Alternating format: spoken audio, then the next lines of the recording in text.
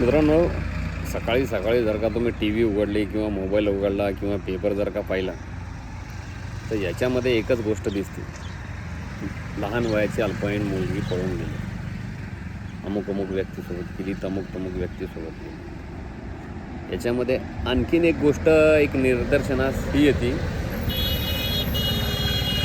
की जागोजागी बलात्कार होता. त्या बलात्कार करणाऱ्यामध्ये याच्यामध्ये जात धर्म पाहिला जात नाही.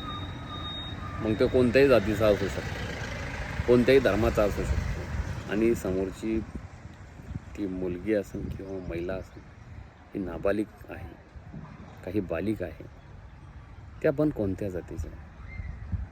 पण मित्रांनो, मी असं म्हणतो की या बलात्कार करणाऱ्याला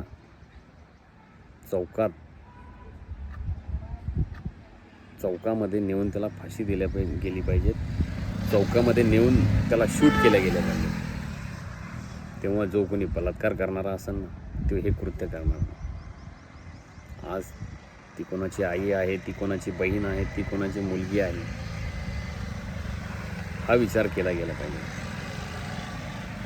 तर आपल्या महाराष्ट्र शासन हे न करता लव जिहाद विरोधी कायदा करत आहे, धर्मांतरणाचा विरोधी कायदा करत आहे.